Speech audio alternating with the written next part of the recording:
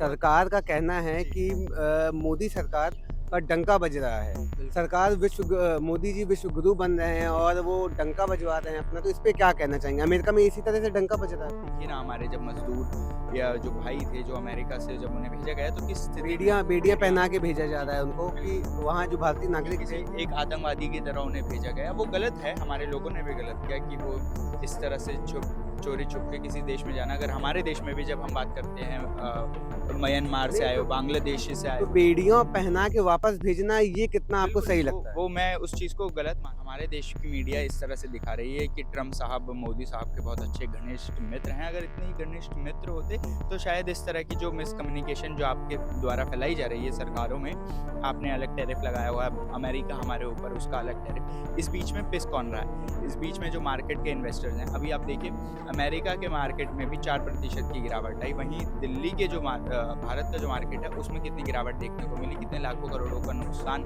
यहाँ के लोगों को झेलना पड़ा है। मैं चाहूँगा आज से 5 साल पहले 2020 में एक बहुत बड़ा विशाल मेगा इवेंट हुआ था अहमदाबाद के अंदर, जब नमस्ते ट्रम्प करके एक इवेंट किया गया था, जिसमें बहुत ज़्यादा बातें करी गई थी कि अमेरिका और हमारी दोस्ती इस तरह है, हाथ मिलाए गए थे और मीडिया हाथ ने भी मिलाए गए थे, दोस्ती जी, के बारे में बताया गया था, मैं पर जब ट्रम्प साहब की शपथ ग्रहण हुई तो मोदी जी को पूछा भी नहीं गया। नमस्कार, आप देख रहे हैं द बेबाक और आज हम बात करेंगे भारत और अमेरिका के संबंधों के बारे में। इस विषय में बात करने के लिए हमारे साथ मौजूद हैं युवा पत्रकार सौरभ भाटी। तो सौरभ भाटी, क्या लगता है कि जो अमेरिका ने भारत के ऊपर टैरिफ लगाया है 27% का प्रतिशत का, तो क्या भारत पे इसका क्या प्रभाव देखने को मिलेगा? अमोल हमने देखा कि किस तरह से 2 अप्रैल को ये खबर आती है कि जो अमेरिका है उसकी तरफ से उनके व्हाइट हाउस से ये ऑर्डर आते हैं और ट्रम्प की तरफ से बयान आते हैं कि नई दिल्ली हमारे साथ यानी कि भारत उनके साथ सही व्यवहार नहीं कर रहा है। तो उसको लेकर उन्होंने जो टैरिफ रेट था वो 26 से 27 किया। फिर अभी आज खबर आई कि उन्होंने वापस से उसे 26 कर दिया है। तो ये बात रही। पर हमें ये देखना होगा कि इतना ज़्यादा जो टैरिफ रेट लगाया गया है अमेरिका की तरफ से वो क्यों लगाया गया? उसके 2 बड़े कारण जो हैं मुझे समझ आते हैं। एक तो सबसे बड़ा कारण जो हमें नहीं बताया जा रहा है लोगों को कि भारत अमेरिका पे हमसे पहले से 52% टैरिफ लगाता हुआ आ रहा है। तो सबसे बड़ी बात ये है, जब आप खुद 52% अमेरिका पे टैरिफ लगा रहे हैं और अमेरिका ने आपके ऊपर 26% टैरिफ लगा दिया है, तो वो एक बड़ा सवाल है। साथ ही साथ फिर आप बात करते हैं इंटरनेशनल रिलेशंस की।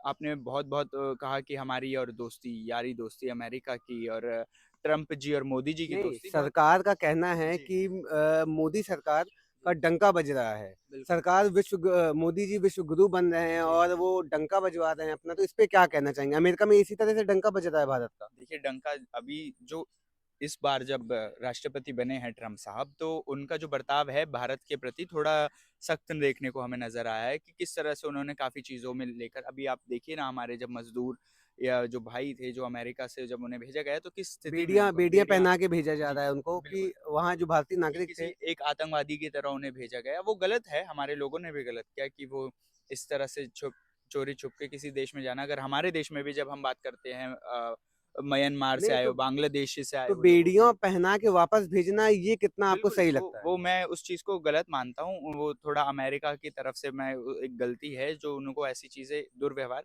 एक ह्यूमन राइट होता है, उस तरह का बर्ताव नहीं करना चाहिए था किसी के साथ भी। एक और मैं बात कहना चाहूँगा आज से 5 साल पहले 2020 में एक बहुत बड़ा विशाल मेगा इवेंट हुआ था अहमदाबाद के अंदर, जब नमस्ते ट्रम्प करके एक इवेंट किया गया था, जिसमें बहुत ज़्यादा बातें करी गई थी कि अमेरिका और हमारी दोस्ती इस तरह है, हाथ मिलाए गए थे और मीडिया हाथ ने भी मिलाए उसको गए थे, दोस्ती जी, के बारे में बताया गया था, मैं पर जब ट्रम्प साहब की शपथ ग्रहण हुई तो मोदी जी को पूछा भी नहीं गया। और लोग बोलते हैं कि क्या नाम सरकार का डंका बज रहा है अमेरिका में। वही वही सबसे बड़ा सवाल है। पता नहीं क्यों हमारे देश की मीडिया इस तरह से दिखा रही है कि ट्रम्प साहब मोदी साहब के बहुत अच्छे घनिष्ठ मित्र हैं। अगर इतने ही घनिष्ठ मित्र होते, तो शायद इस तरह की जो मिसकम्युनिकेशन जो आपके द्वारा फैलाई जा रही है सरकारों में, आपने अलग टैरिफ लगाया हुआ है, अमेरिका हमारे ऊपर उसका अलग टैरिफ। इस बीच में पिस कौन रहा है? इस बीच में जो मार्केट के इन्वेस्टर्स हैं, अभी आप देखिए अमेरिका के मार्केट में भी 4% की गिरावट आई। वहीं दिल्ली के जो भारत का जो मार्केट है उसमें कितनी गिरावट देखने को मिली, कितने लाखों करोड़ों का नुकसान यहाँ के लोगों को झेलना पड़ा है मार्केट में। तो एक वो सबसे बड़ा कारण रहा।